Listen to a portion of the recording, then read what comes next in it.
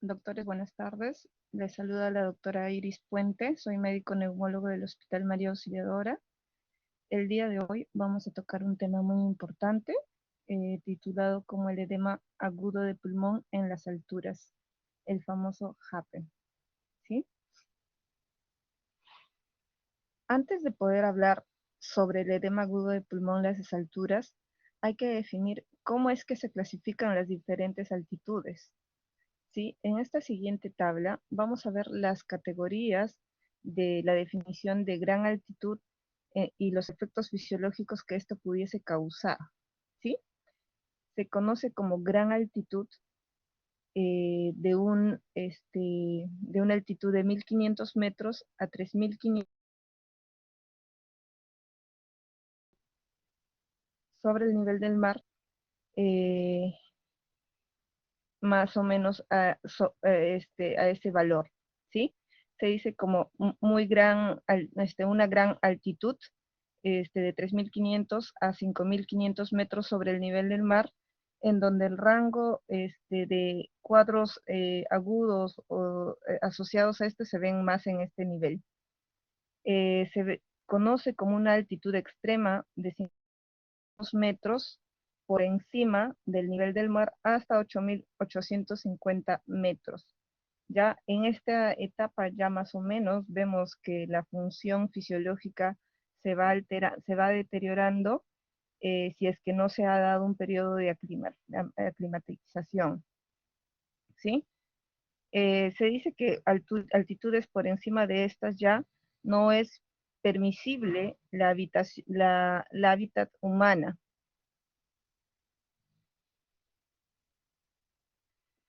Es importante también saber que existen diferentes componentes del aire, ¿ya?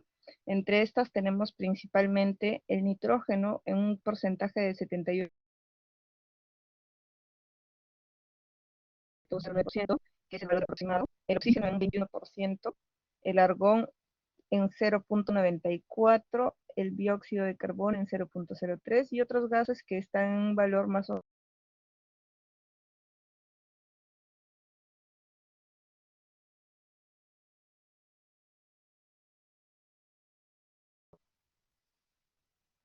¿Por qué es importante conocer esto?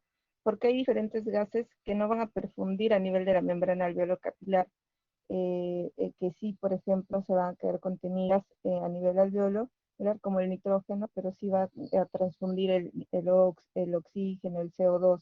Entonces, esta concentración va a ser, la presión parcial de cada gas va a ser constante según las altitudes,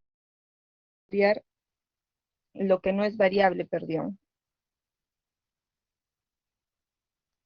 Entonces, cuando hablamos de porcentajes de oxígeno, hablamos de que a nivel atmosférico tenemos una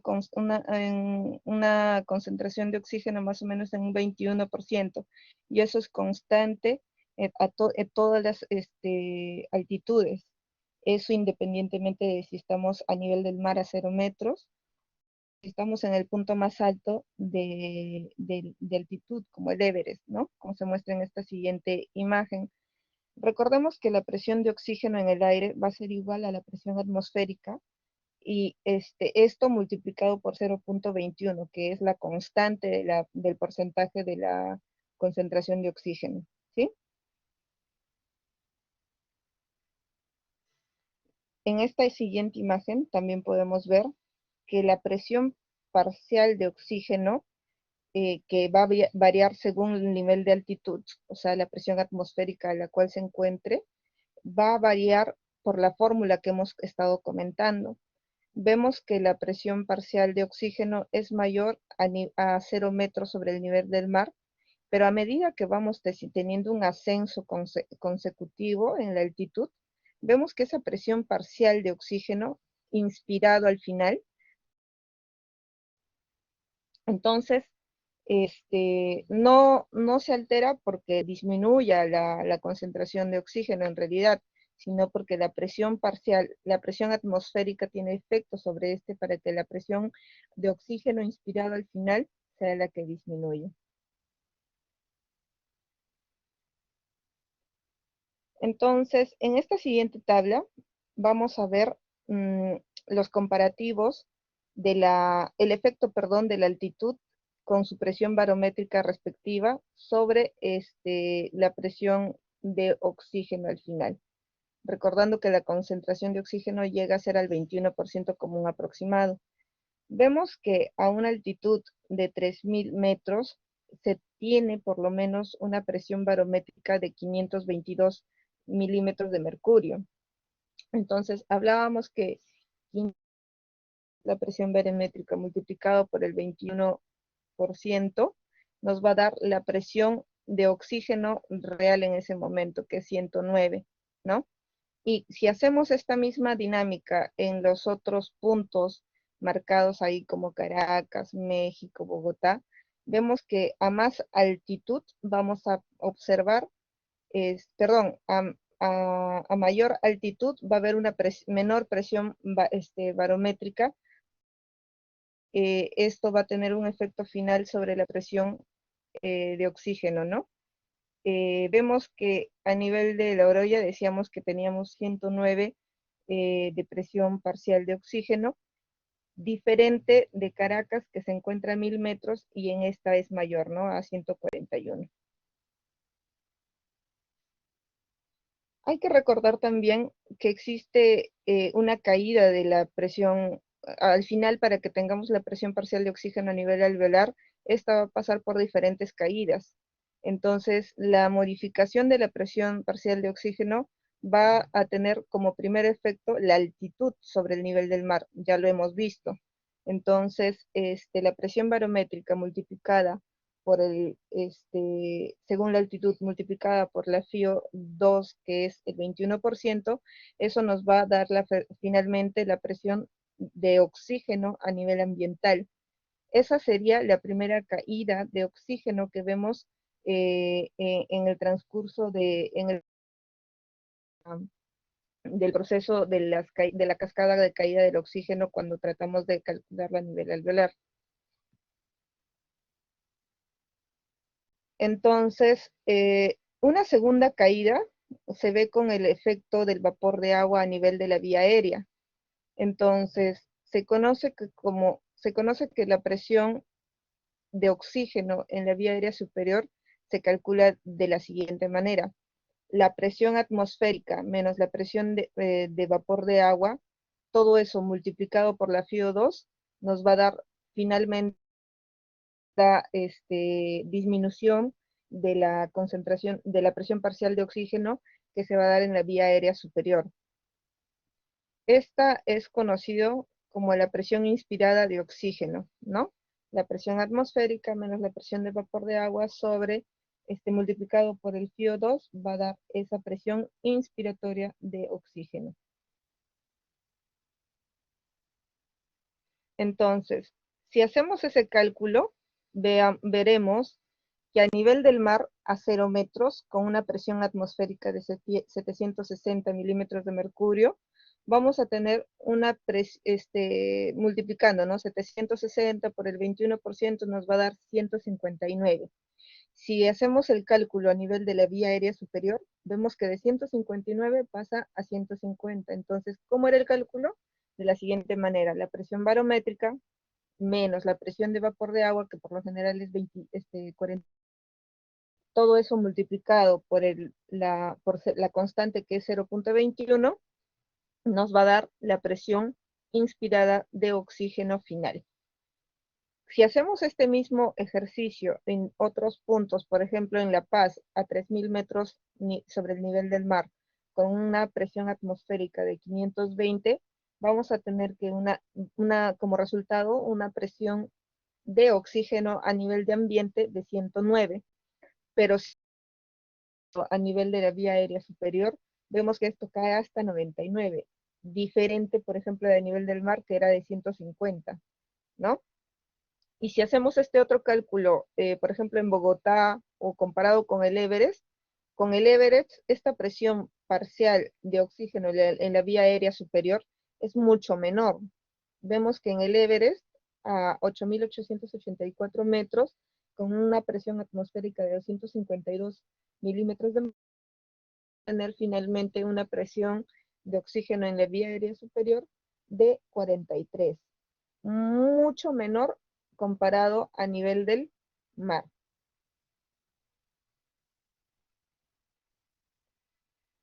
Es importante también recordar esta siguiente ley, que es la famosa ley de Dalton, en donde se dice que el CO2 va a agregar en un porcentaje de 5.8% de volumen al volumen de gas que llega a nivel alveolar. Esta generaría el segundo evento de caída de la presión parcial de oxígeno. Veíamos que a nivel inspiratorio, por la presión por el efecto del vapor de agua, se daba la caída anterior. En esta, por el efecto del CO2, vamos a ver la segunda caída, que se va a hacer el cálculo de la siguiente manera. La presión alveolar al final del oxígeno es la presión atmosférica, decíamos, menos la presión barométrica, todo esto multiplicado por la FiO 2, que es la constante por 0,21, menos constante, que es la R. Esa constante por lo general es 0.8. Entonces, como resultado final vamos a entender que la presión alveolar final del oxígeno va a ser la presión inspiratoria de oxígeno por el efecto del vapor de agua menos la presión alveolar del CO2. ¿Sí? Entonces, si hacemos ese cálculo ya de la presión parcial de oxígeno a nivel alveolar, vamos a ver que la caída de este gas es mucho mayor comparado a nivel ambiental, a nivel de la vía aérea superior y mucho menos a nivel alveolar. Y esto es mucho más aún cuando estamos a una gran altitud. Vemos que la presión al final alveolar a nivel del mar tiende a ser de 44.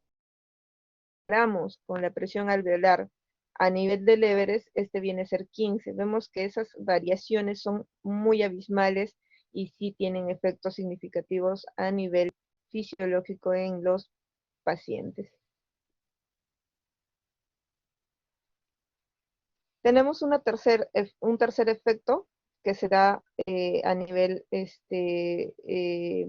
por la influencia vascular, por el shunt anatómico que se da de un 4% a nivel del gasto cardíaco. Esto produce un efecto de la tercera caída sobre la presión parcial de oxígeno.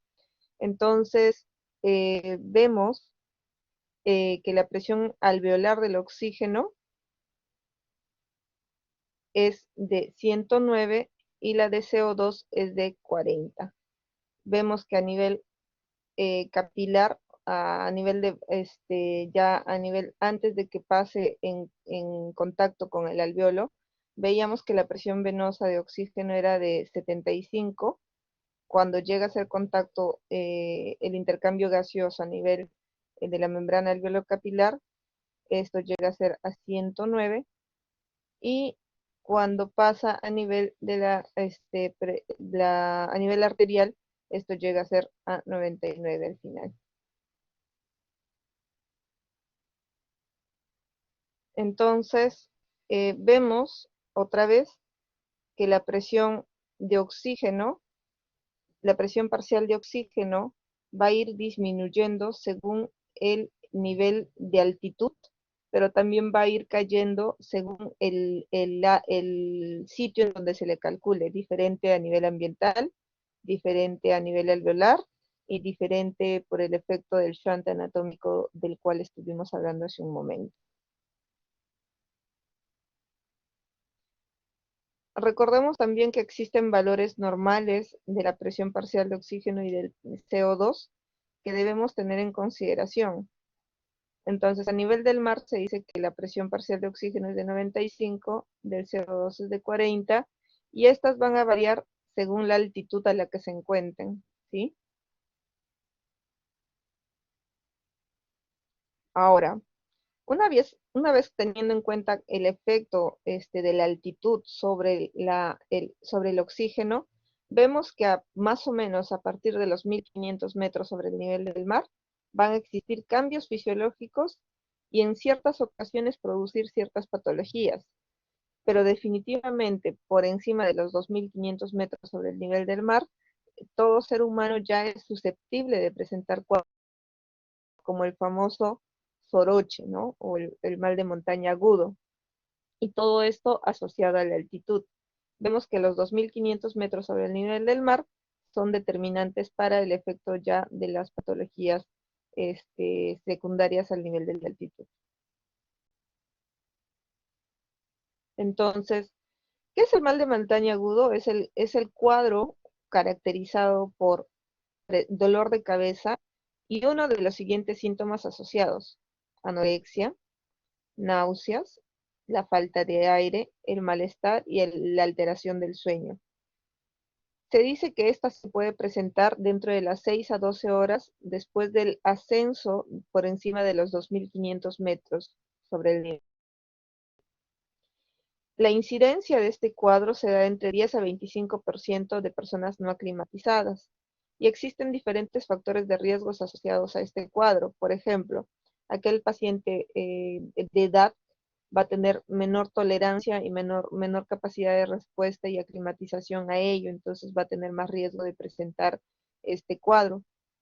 Se dice que los obesos o las mujeres tienen también mayor predisposición a desarrollar el mal de montaña aguda. Pero lo más importante es que la velocidad de ascenso por encima de los 200 metros sobre el nivel del mar va a producir el detonante para que se produzcan los síntomas del mal de montaña aguda.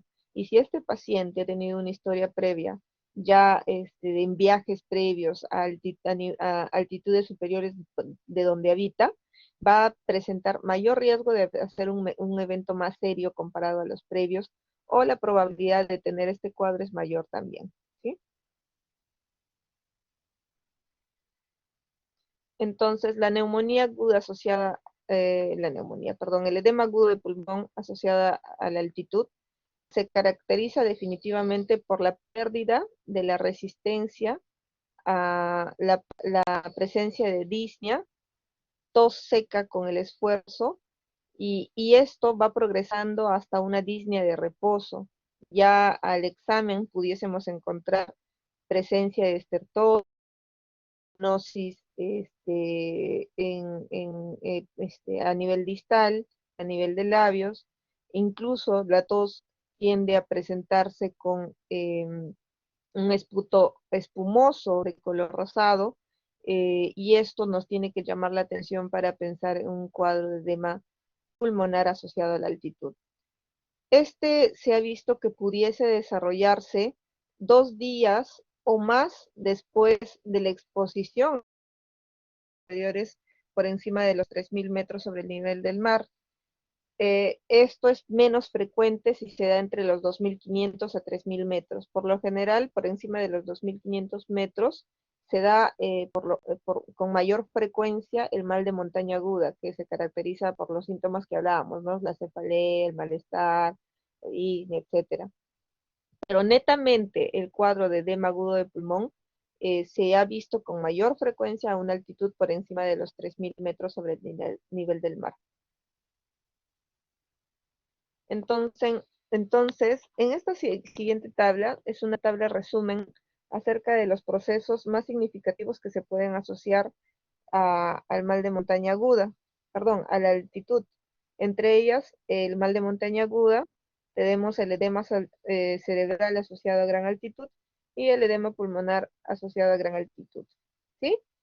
Vemos que los síntomas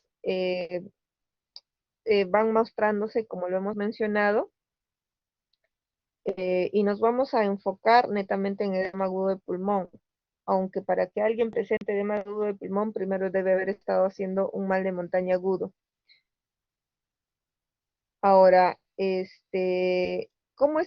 signos vamos a observar en los pacientes que estén desarrollando un edema pulmonar asociado a gran altitud? Vamos a observar taquipnia, ya hay evidencia de desaturación, caída de la saturación, ¿no? Va a haber en algunos casos fiebre, puede haber sí, puede estar asociado o no a signos de edema cerebral con, con los signos que hemos estado comentando, ¿no? Ahora, el edema cerebral no siempre se presenta, puede estar o no presente junto a un edema agudo, edema pulmonar asociado a la altitud, pero por lo general el mal de montaña agudo es el que precede a este, ¿sí? Ahora, a nivel cerebral definitivamente puede haber ataxias, puede haber trastorno del sensorio, confusión, puede haber fiebre, etcétera. Sin embargo, estos diagnósticos por exclusión siempre hay que descartar otras patologías que puedan explicar esta, como el síndrome de hiperventilación, el embolismo pulmonar, etcétera.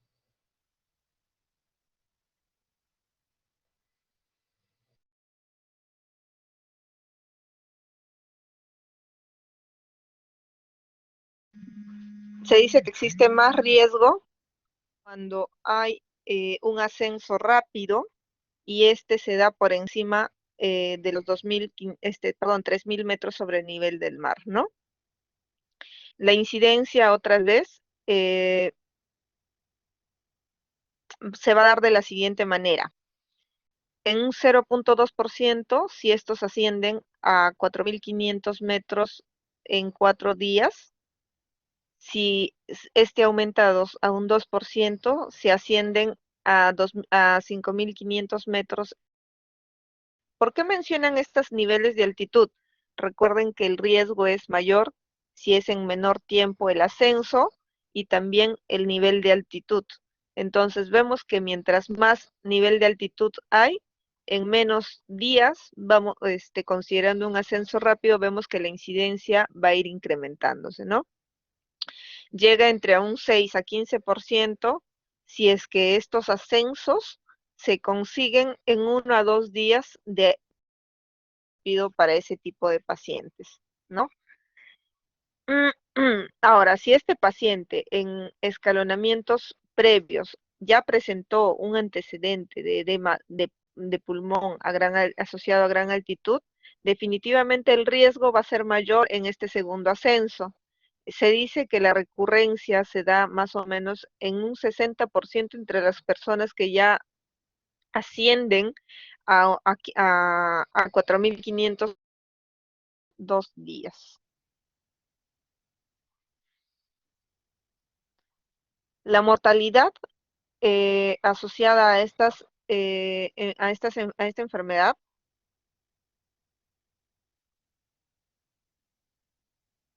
puede hacer, perdón, un segundito.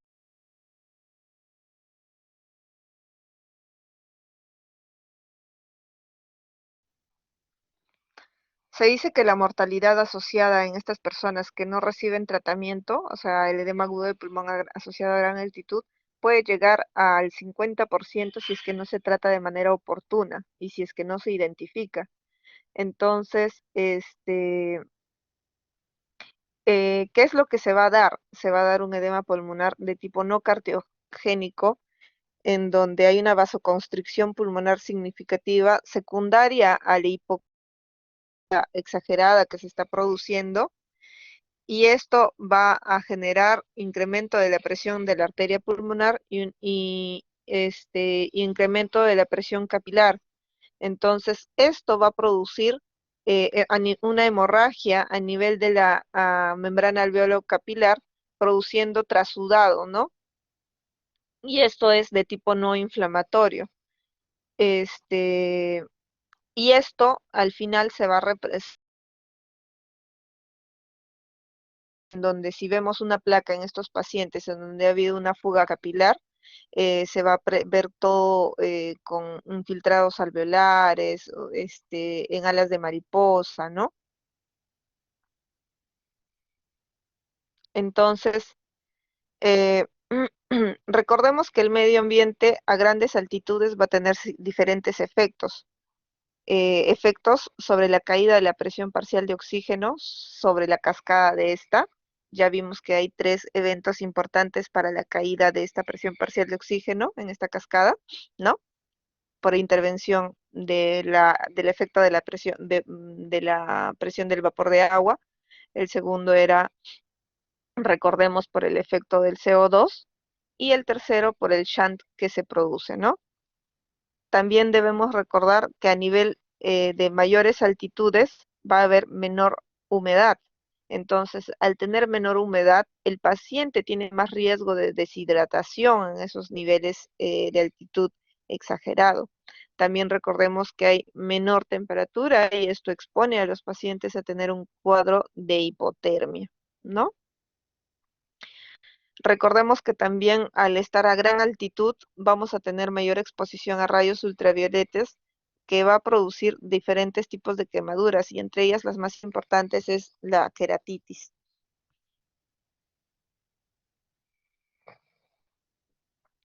Entonces, nuestro cuerpo sabio va a tener un efecto fisiológico ante la hipoxia que se pueda exponer el paciente. Entonces, recordemos que la presión em, ambiental de oxígeno va a pasar por esas caídas significativas desde la presión inspiratoria de oxígeno por el efecto del vapor de agua, el oxígeno por el efecto del CO2 y finalmente la presión arterial por efecto del shunt. Y esto va a producir una vasoconstricción de la arteria pulmonar por el efecto de la hipoxia y esto va a producir finalmente un incremento de la arteria pulmonar y de la presión de la arteria pulmonar e incremento de la presión a nivel de capilares. ¿Ya? Ahora, no solo produce estos eventos, sino que también va a haber una respuesta de la actividad simpático, incrementándose así la frecuencia cardíaca, incrementando la fracción de eyección de y incrementando la presión. ¿Qué más vamos a ver? Vamos a ver un incremento de la actividad de los quimiorreceptores a nivel periférico y esto va a generar una respuesta ventilatoria produciendo taquipnia y finalmente una alcalosis respiratoria aguda. ¿Qué más? Ese incremento de la respuesta periférica de los quimiorreceptores va a producir em, va a producir mayor va a incrementar la diuresis y la natriuresis y esto va a generar un estado de deshidratación, produciendo una disminución del volumen plasmático eh, que sumado a un incremento de la EPO, de la eritropoyetina, van a aumentar la concentración de la hemoglobina como respuesta, ¿no? Y esto también se va a traducir en una mayor actividad del factor de crecimiento vascular, ¿no?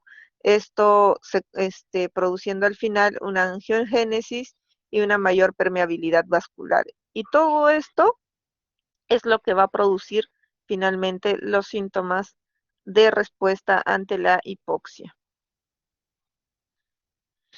Ahora, cada vez que un ser humano se expone a grandes altitudes, y si lo hacemos de una manera escalonada, vamos a pasar por fases. Una fase de acomodación en la que se da a los minutos de haber subido o realizado un ascenso significativo. Esta se va a caracterizar por incremento de la presión de la arteria pulmonar, va a haber un incremento de la y va a producir un incremento de la frecuencia cardíaca. Ya pasados los días, en la fase de aclimatización, recién se va a ver incremento de la concentración de la hemoglobina. Recuerden que en la fase de aclimatización va a haber un incremento de la EPO que va a producir este incremento de hemoglobina. Y que si lo vemos acá, no es un efecto constante del incremento de la concentración de la eritropoyetina, sino se da solo en esta fase de.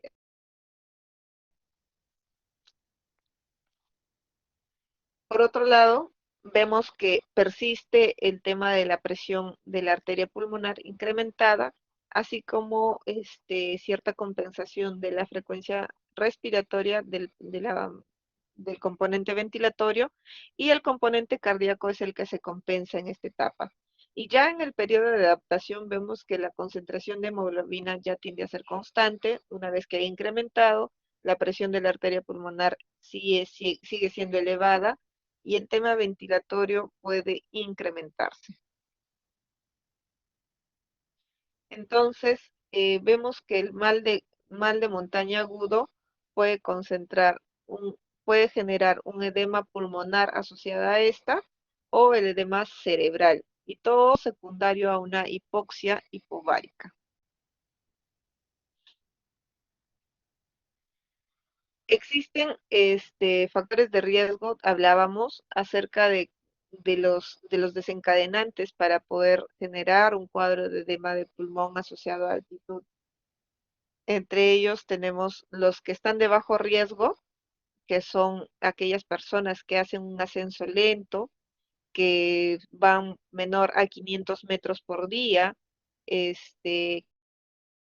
de estos eventos previamente, que no tengan ni antecedentes de edema cerebral, ni pulmonar, ni tengan mal de montaña aguda previamente. Eh, el riesgo va a ser moderado si se desconoce la historia en realidad de esos pacientes, eh, que el ascenso rápido sea más de 500 metros por día por encima.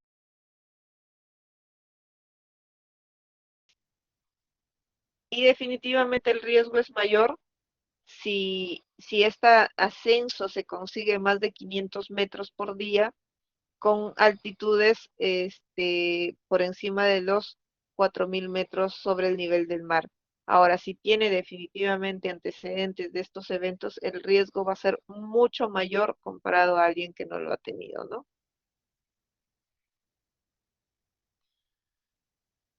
¿Cómo podemos prevenir estos eventos asociados a la gran altitud?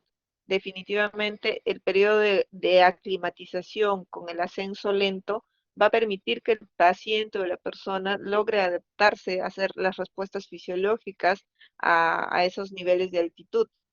Los ascensos rápidos son los que van a generar la descompensación y la manifestación de los otros cuadros. Entonces, recordar que el periodo de aclimatización es muy importante. ¿Y cómo lo vamos a lograr? Generar lento, un ascenso que pueda hacer demorar en días por ciertos intervalos, y esto por lo general debemos hacerlo por encima de los 2.000 metros y ir escalando de manera progresiva. Ya, se dice que un ascenso aceptable se da cuando se realiza entre 300 y 500 metros por día, entre los 2.500 metros a 3.000 metros sobre el nivel del mar. Y esto entre periodo de ascenso y ascenso entre niveles de altitud debe por lo menos tener un día de descanso, este, cada 3 a 4 días de realizado esto, ¿no? Existen ciertos medicamentos que se vienen usando para prevenir algunos síntomas. Solo podríamos usar con ciertos indicaciones la acetazolamida de 125 miligramos cada 12 horas. Y si no hubiese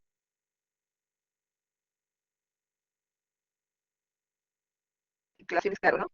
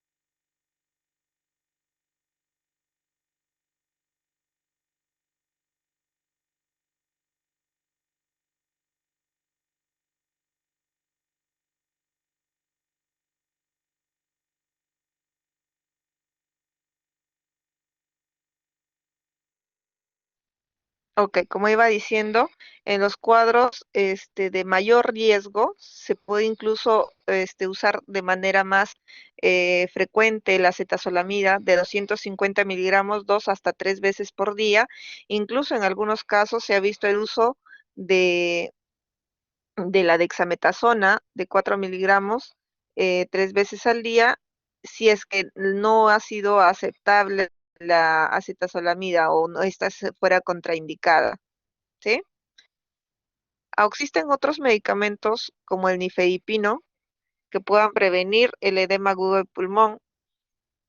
Esto a una dosis de 30 miligramos 2 veces al día, ¿no? Como segunda línea tenemos a otros medicamentos como el inhibidor de la fosfodiesterasa 5, el famoso tadalafil de 10 miligramos 2 veces al día o el uso de la dexametasona de 8 miligramos 2 veces al día, ¿sí? Esto siempre y cuando fueran pacientes que hayan tenido antecedentes ya de esta condición, o sea, que ya tengan un ascenso anterior en la que reporten la presencia de edema agudo de pulmón.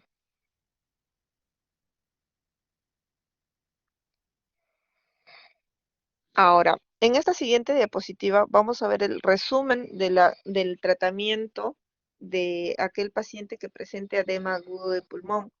Vemos que definitivamente en un edema agudo de pulmón, el descenso lo antes posible, cuando se manifieste o cuando se detecte que un paciente esté con edema agudo de pulmón, lo más importante es descender lo antes posible.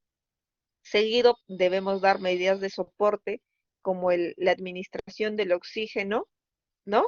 O incluso en algunos lugares se cuenta con las cámaras hiperbáricas o las bolsas, las mochilas hiperbáricas, que son bastante útiles incluso durante el descenso de aquel paciente, ¿ya? Entonces, el descenso como primera opción, como la medida más importante dentro de un edema agudo edema de pulmón asociado a altitud, junto a la administración de oxígeno, y si se pudiese trasladar en una bolsa hiperbárica sería genial. Y esto con un nivel de evidencia 1B. Ahora, ¿qué medicamentos podemos usar? Hablábamos del nifedipino. De manera preventiva, 30 miligramos, pero ya de manera terapéutica se ha visto que se puede usar de 60 a 80 miligramos en cada 24 horas, y esto tiene un nivel de evidencia de 1C. Se ha visto que pueden en algunos otros lugares usar beta-2 agonistas, el sildenafilo, diuréticos con un menor nivel de, incluso la dexametasona se habla como un nivel de evidencia 2C también, ¿no? Y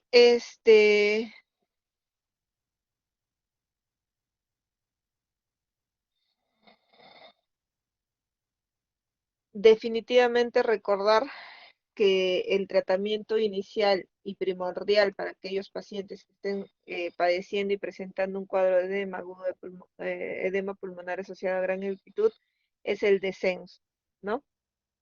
No sé si hasta esto les quedó alguna duda, pregunta, chicos.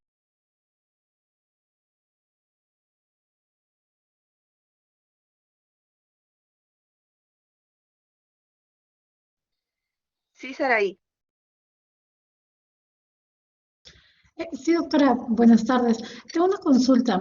En los pacientes, por ejemplo, que están ya en la cima y empiezan a tener este edema agudo de pulmón, doctora, en ese momento, ¿qué le damos? ¿Le damos el nefidipino y empezamos el descenso? ¿O esa es la opción o qué se hace? Mira, para que tengamos un paciente ya con signos de edema agudo de pulmón, definitivamente la opción inicial es tratar de bajar mientras se pueda. Si estamos a un nivel de altitud en la que es dificultoso o vamos a tener dificultades en bajar por diferentes sean las causas, tenemos que empezar con los otros tratamientos, que desde la administración de oxígeno, desde colocación de, si es que se tuviese la cámara, la bolsa hiperbárica, damos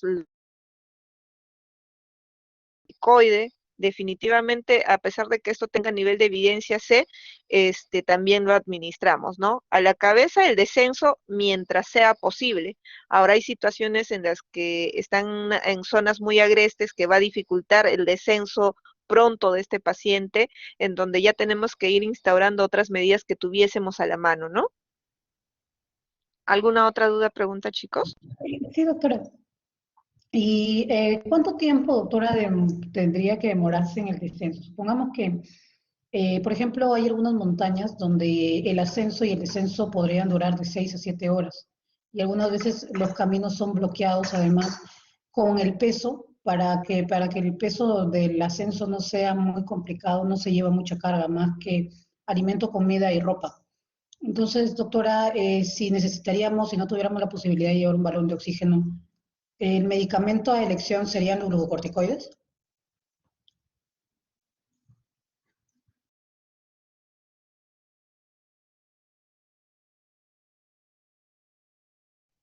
A ver, se dice que normalmente deberíamos tratar de bajarlo lo antes posible, ¿no? Y como usted comenta, doctora, las circunstancias y las condiciones muchas veces dificultan esto, ¿no? Entonces, ¿cuánto tiempo? El tiempo lo más pronto posible, porque ya por encima de los 3.000 metros, ya no importa cuánto tiempo más persistan o ya no se ha visto, se ha visto presentar mayores complicaciones, incluso la asociación con el edema cerebral, que haga que este paciente se complique. Entonces, en realidad el tiempo de descenso no te lo estipulan, pero debe ser lo antes posible en la medida que se pueda tratar de llevarlo a un nivel de altitud de los 3.000 metros por debajo. Ahora, ¿qué hacer si es que no he llevado oxígeno? A veces no llevan los balones, pero sí se llevan los pequeños, si se pudiese usar en esos casos. Si es que tampoco se ha llevado eso, muchas veces, a veces se lleva el corticoide y se tiene que empezar a aplicar lo que se tiene a la mano, desde el corticoide, el nifedipino, este, y el descenso, que es lo más importante, ¿no? Ahora, yo sé que en muchos ascensos acá, pues, vamos y hacemos paseos y no tenemos ni una bolsa de hiperbárica, que eso sí sería un sueño y tenga, hay solo ciertas instituciones y eso que la tienen. Y lo otro es, pues, quién se asegura viajando siempre con un balón de oxígeno, ¿no? Entonces, definitivamente lo que uno primero atinaría a hacer es lograr el descenso en la medida en que se pueda lo antes posible con ese paciente y tratar de llevarlo a un nivel de entre 2.500 a 3.000 metros. Ese sería nuestro rango objetivo. Y si tenemos a la mano, ir colocándole pues todo lo que tengamos a la mano, ¿no? Desde la nifedipina, ¿no? Si se tiene cámara hiperbárica, que es un sueño utópico, tenerlo en esos niveles de altitud. Hay lugares sofisticados en otros países que sí se tiene, pero acá en realidad no, ¿no? Muchas gracias, doctora. Ok, no sé si hay alguna otra duda, pregunta. Bueno, pues chicos, espero les haya ayudado la presentación del día de hoy. Digo, buenas tardes.